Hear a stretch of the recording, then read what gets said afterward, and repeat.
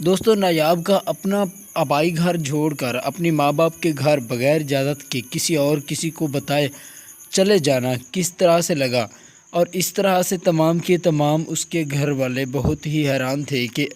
نایاب ان کے گھر کیسے واپس آ گئی اور نہ ہی کسی کو بتایا، بغیر بتائے اکیلا اس کا اس حالت میں گھر میں آنا کیسا لگا ہوگا۔ تو اس کے گھر والے بہت زیادہ پریشان ہو جاتے ہیں کہ اس کو کیا ہو گیا ہے۔ جب ہم نے اس کی شادی کی تھی تو اس وقت تو یہ بہت ہی خوش باش ہو کر جا رہی تھی، اور اس کا جو خاوند ہے وہ اسے بخوشی لے کے گیا تھا، اور اس کے ساتھ ساتھ وہ تمام گھر والے اس امید میں بیٹھے تھے کہ وہ شاہانہ اور اچھی زندگی گزار رہی ہے، لیکن ان کو یہ معلوم نہ تھا کہ اس کے ساتھ اس کے گھر میں جو بیتی ہے وہ بہت ہی ناقابل بیان ہے۔ چونکہ نایاب کی رپورٹ سے یہ معلوم ہو رہا تھا کہ نایاب جو ہے وہ ماں بننے والی ہے، اور اس کی صرف اور صرف حقیقت جو معلوم تھی وہ اس کی ساسو ماں کو تھی، جو کہ یہ معلوم کسی کو بھی نہیں کرنے دیتی تھی کہ اس کا بیٹا پیدا ہونے والا ہے یا نہیں۔ اور جب ڈاکٹر نے اسے کہا تھا کہ ہم اس کی ماں کو بتانے جا رہی ہیں کہ وہ اب ماں بننے والی ہے، تو جو اس کی ساسو ماں تھی، نایاب کی ساسو ماں نے ڈاکٹر کو بھی منع کر دیا تھا کہ یہ بات اسے نہیں بتانی، یہ محض ایک ڈھونگ رچا کر اس نے کہا کہ ہم اس کے لیے سرپرائز رکھنا چاہتے ہیں۔ یہ بات ابھی تک نایاب کو بھی معلوم نہیں تھی کہ وہ اب ماں بننے لگی ہے۔ دوسری طرف اس کی ساسو ماں اور تانیہ وغیرہ جتنے بھی لوگ ہوتے ہیں، دادو ماں اور جنید کے علاوہ تمام لوگ اس کو برباد کرنا چاہتے ہیں، اپنے گھر سے نکالنا چاہتے ہیں۔ وہ چاہتے ہیں کہ اب تانیہ جو ہے وہ اپنی جگہ یہاں پہ بنائے، حالانکہ تانیہ جنید کی بیوی ہوتی ہے۔ تانیہ اپنا ڈھونگ اس کے ساتھ جو زوار ہے اس کے ساتھ رچا رہی ہوتی ہے، اور دونوں میں آپس میں آنکھ مٹکا بھی ہو چکا ہوتا ہے۔ چونکہ نایاب اس حالت میں ہوتی ہے کہ اس کا خاوند اس سے ناراض ہوتا ہے اور اس سے بات نہیں کرتا، اور اس کے ہاتھ کا پکا ہوا کھانا بھی نہیں کھاتا، تو نایاب علیحدہ سے پریشان ہوتی ہے، اور دوسری طرف سے جو تانیہ ہے وہ اپنا کام بنا رہی ہوتی ہے اور کوشش کرتی ہے کہ وہ نایاب کے خاوند کو اپنی گرفت میں لے لے۔ تو اپنے حسن سے وہ اس کے لیے کھانا لے کے آتی ہے اور اسے کہتی ہے کہ کھانا کھا لو، کھانے سے تمام نظام ٹھیک ہو جائے گا، اور اس طرح سے ان دونوں کی آنکھوں سے بات شروع ہو جاتی ہے، اور اس طرح سے ان کا ایک نیئر سین بن جاتا ہے کہ ان کی ایک نئی کہانی ہے، وہ آپس میں تھوڑا سا پیار محبت میں آ جاتے ہیں۔ اور دوسری طرف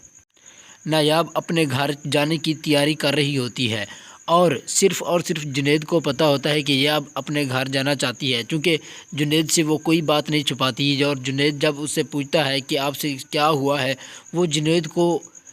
الف سے لے کر یہ تک جتنی بھی کہانی ہوتی ہے تمام بتاتی ہے، اور کہتی ہے کہ یہ تمام لوگ مجھے یہاں سے نکالنا چاہتے ہیں، اور کوئی بھی یہاں پہ راضی نہیں ہے کہ میں یہاں پہ رہوں، صرف دادو ماں ہے جو کہ مجھ پہ یقین رکھتی ہیں۔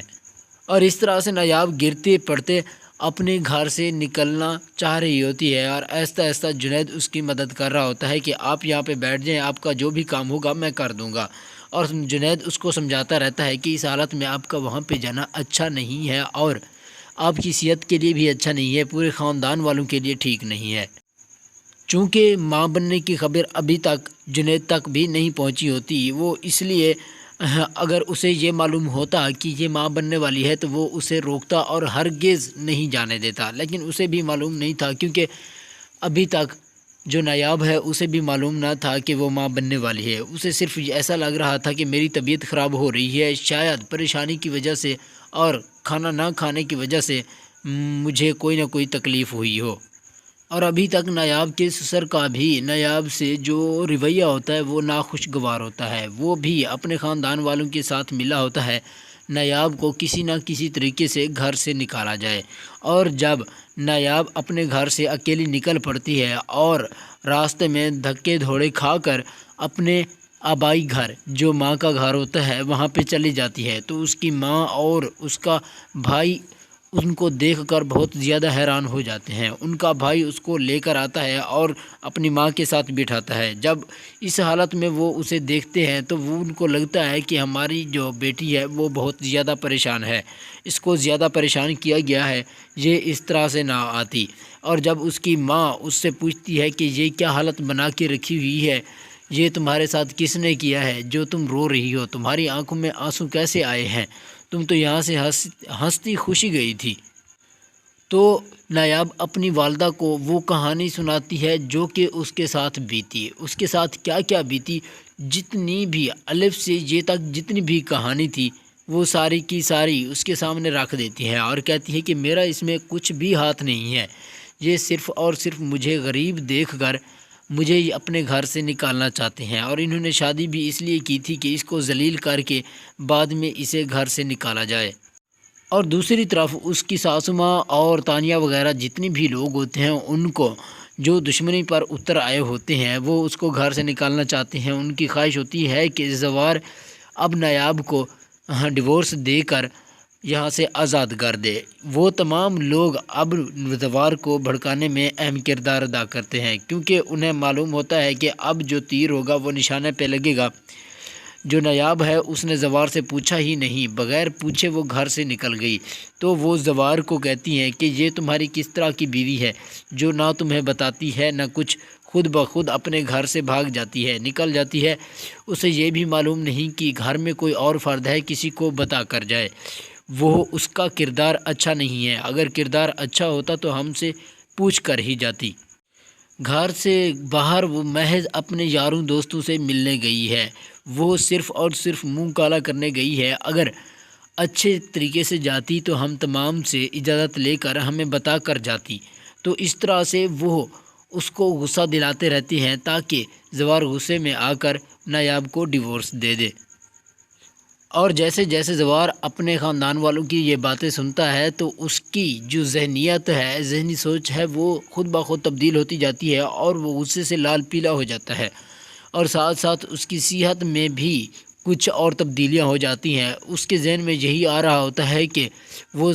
لڑکی جو ہے نایاب، وہ مجھے صرف اور صرف دھوکے میں رکھ رہی ہے، ہر وقت جھوٹ بول کر جاتی ہے، اب بھی بغیر بتائے وہ چلی گئی ہے، جب آئے گی تو پھر جھوٹ بولے گی۔ لیکن اسے اس کا دوست جو جنید ہے وہ بہت زیادہ حد تک سمجھاتا رہتا ہے کہ مجھے جو لگتا ہے کہ میری دوست جو نایاب ہے وہ ٹھیک ہے، وہ اپنے لحاظ سے ٹھیک ہے، اس نے کوئی جھوٹ نہیں بولا، جو بھی خامی ہے وہ تمہارے گھر والوں میں ہے، یہ تمام لوگ تمہیں اس سے دور رکھنا چاہتے ہیں، لیکن تم نے ایسا نہیں کرنا، جب بھی ڈیورس دو تو سب سے پہلے تم جلدی نہ کرو اور